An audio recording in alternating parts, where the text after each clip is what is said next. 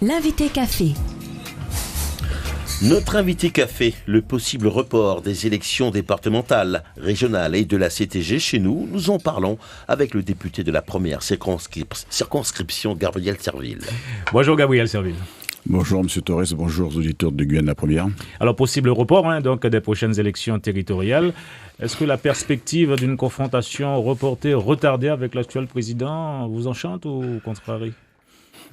C'est une question qui est très directe. Je ne sais pas si elle me concerne directement.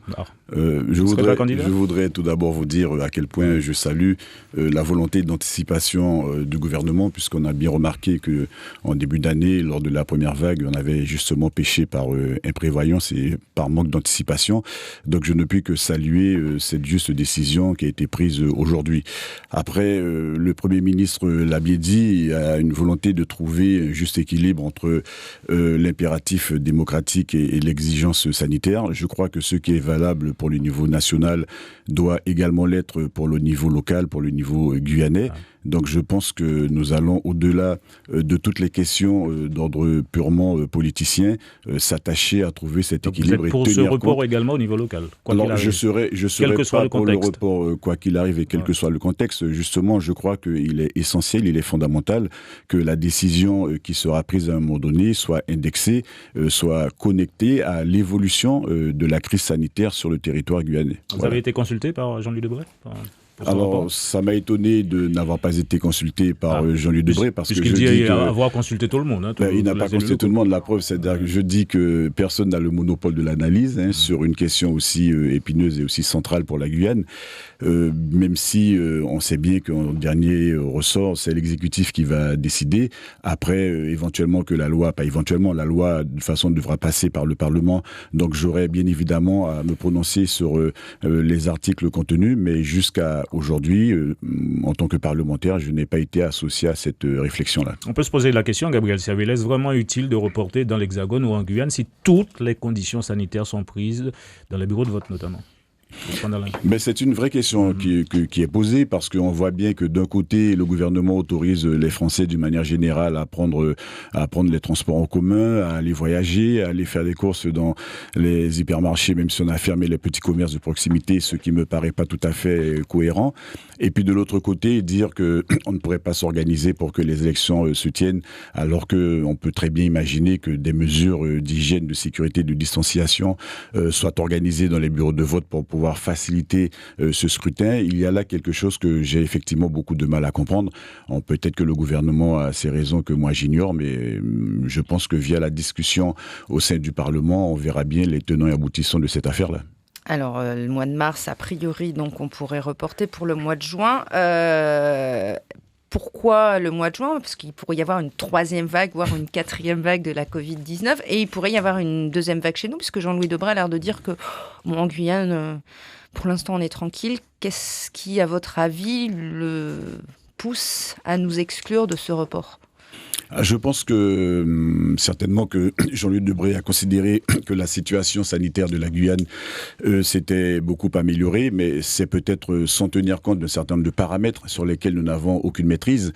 On voit comment le coronavirus est arrivé en Guyane au mois de mars par les personnes voyageant en provenance de l'Hexagone et par la frontière, notamment avec le Brésil. Même quand les services de l'État nous disent que la frontière est hermétiquement fermée, il y a des situations de tous les jours qui démontrent le contraire. Et donc c'est vrai que un report au mois de juin pour la Guyane pourrait se comprendre. Le maintien au mois de mars aussi, il y a beaucoup d'interrogations autour de cette question, mais il est évident qu'au moment où nous parlons, on n'a aucune garantie que le virus ne va pas circuler très sévèrement durant le mois de juin, qui pourrait nécessiter un report à une date ultérieure. Et la solution, ce ne serait pas de faire des élections à distance, c'est-à-dire par correspondance, par Internet. Dématérialisé, oui. Alors, il se trouve que dans le rapport présenté par Jean-Louis Debré, il a exclu totalement, enfin, il l'a dit à mots à peine couverts, mais on a bien compris que le Premier ministre n'est pas du tout favorable à l'idée d'aller vers ce vote par correspondance, comme cela se passe par moments dans de très grandes démocraties, à cause de fraudes qu'il y a eu par le passé. Ça remonte à 1975, mais je crois que les souvenirs sont encore bien ancrés dans les esprits. Ça m'étonne parce que je me dis qu'un pays comme la France qui jouit d'une telle avancée en matière de technologie qu'il ne puisse pas organiser ces élections-là par correspondance. Je trouve ça quand même tristounet. Mais cela dit, la méthode qu'il faudrait mettre en place n'est pas encore éprouvée au jour d'aujourd'hui. Et compte tenu du délai qui reste à courir entre aujourd'hui et la date éventuelle du scrutin, je pense que ça risquerait de poser plus de problèmes que de solutions.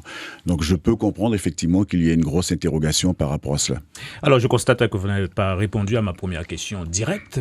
Alors, bon, quoi qu'il en soit, candidat ou pas, on peut dire que, est-ce qu'on ne peut pas dire que ce combat des prochaines élections territoriales s'annonce très difficile en Guyane dans la mesure où l'actuel président a quasiment tout verrouillé pour les sénatoriales et municipales. Qu'en pensez-vous ?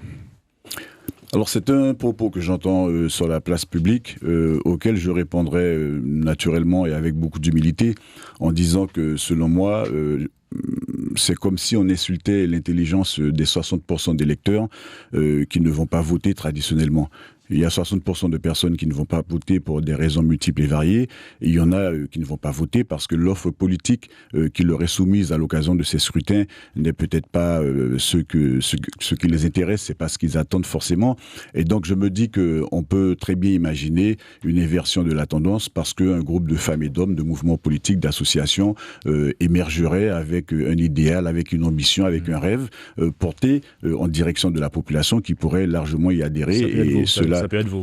Ça peut être d'autres personnes. Je peux faire partie d'un groupe d'individus capables d'aller dans cette direction. C'est vrai qu'on y réfléchit parce que... Vous ne voulez pas répondre clairement si vous serez candidat ou pas l'année prochaine. Je l'ai déjà dit. Je pense que je serai dans un groupe de femmes et d'hommes qui viserait la majorité à la CTG.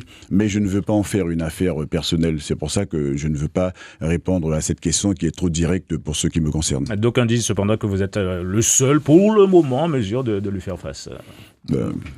On l'entend, mais voilà. Comment prenez-vous cela ? Avec beaucoup d'honneur, d'humilité ? Moi, je le prends encore une fois avec beaucoup d'humilité parce que vous savez que j'ai beaucoup... il y a des élus en Guyane qui m'ont fait rêver. Je ne citerai pas de nom pour ne froisser personne, mais je me suis rendu compte que lorsqu'on a eu tendance à se focaliser autour d'une personne en croyant que c'était le Messie, que c'était l'homme ou la femme providentielle, ça ne nous a pas permis véritablement de changer la face du monde, de changer la face de la Guyane. Et c'est pour ça que je continue à plaider pour que ce soit un travail collectif. Moi, je veux vraiment que nous soyons capables de miser sur le travail collectif. Il faut qu'il y ait une tête de liste, il faut qu'il y ait un leader, ce qui est tout à fait normal, mais il faut qu'autour du leader et avec le leader, il y ait des personnes désintéressées, des gens capables de soulever des foules, des gens qui ont des compétences qu'ils pourraient mettre au service de la Guyane. C'est vraiment une sacrée alchimie qu'il va falloir réaliser, mais je considère que ce n'est pas impossible. Deux mots maintenant sur l'amendement patient, sur l'imposition de l'ONF sur ses propriétés non bâties. Comment accueillez-vous cela ? Est-ce normal selon vous que cette imposition ne s'applique pas sur la totalité du domaine de l'État, ce qui constituerait, on va dire, une manne plus importante pour les collectivités ? J'avais introduit à l'époque le même amendement qui était d'abord passé à l'Assemblée nationale, qui n'avait pas été défendu à ce moment-là pour des questions de calendrier. Donc cela veut dire que fondamentalement, je partage tout à fait l'idée défendue par le sénateur Patient. Après coup, je me rends compte que ce qui va tomber dans l'escarcelle des collectivités et peanuts, c'est pas une somme énorme, même si certains diront que ça va mettre un peu de beurre dans les épinards, mais là aussi, c'est pas avec ça qu'on va changer la face des communes de Guyane, qui souffrent de finances qui sont extrêmement exsangues et faibles. Cela étant dit, la question peut être posée de savoir est-ce que on ne devrait pas s'organiser pour que cette imposition concerne l'intégralité du territoire, mais il faut savoir que tout le territoire guyanais n'a pas été cadastré, donc a priori ça poserait déjà un problème d'ordre technique qui entraîne forcément un problème d'ordre financier, mais le pendant de cette question-là que moi je pose au sein du mouvement Pays Guyane, nous l'avons posé, c'est de savoir est-ce qu'on peut continuer à considérer que l'État soit propriétaire de 95% des terres de Guyane. La Guyane, c'est le seul département français où l'État est en possession de tout le foncier, parce que l'histoire a démontré que la France n'a pas su respecter ses propres lois. Depuis le Senatus Consulte de 1854, en passant par les lois de décentralisation et en amont la loi qui érigeait la Guyane en département français, il y a eu un certain nombre de dispositifs législatifs et réglementaires qui auraient dû renvoyer la possession cession du foncier aux communes de Guyane, et la France s'est bien gardée de respecter ses propres lois. Donc je crois que quand on voit les difficultés que nous rencontrons pour pouvoir répondre aux aspirations de la population, parce que justement le foncier n'est pas toujours disponible, parce que le foncier coûte trop cher, il y a de manière sous-jacente une autre question à se poser sur comment on fait pour récupérer le foncier en Guyane, et pas simplement attendre qu'il y ait des manifestations comme en 2017 où l'État va accepter en grand seigneur de nous rétrocéder 400 000 hectares d'une terre qui est censée nous appartenir. On peut considérer que l'État ne va pas consentir à mettre la main à la poche ad vitam aeternam. C'est peut-être le début là de la totale rétrocession du foncier que nous réclamons de longue date. C'est un travail qu'il faut faire. Alors on ne va pas cracher dans le bol de soupe en disant qu'on ne veut pas de ces 200 000 euros, mais en même temps je crois que de façon concomitante il faut que nous soyons en capacité de poser les véritables questions concernant le foncier, parce qu'on le voit bien, j'ai été maire pendant très peu de temps, mais les difficultés que nous rencontrions à l'époque pour pouvoir disposer de foncier, pour pouvoir bâtir, construire des écoles, des crèches, pour le bénéfice du plus grand nombre, laisse à penser qu'à un moment donné, il va falloir très sérieusement qu'on s'interroge sur cette problématique. Merci Gabriel Serville d'avoir répondu à nos questions ce matin. C'est moi qui vous remercie. L'invité café.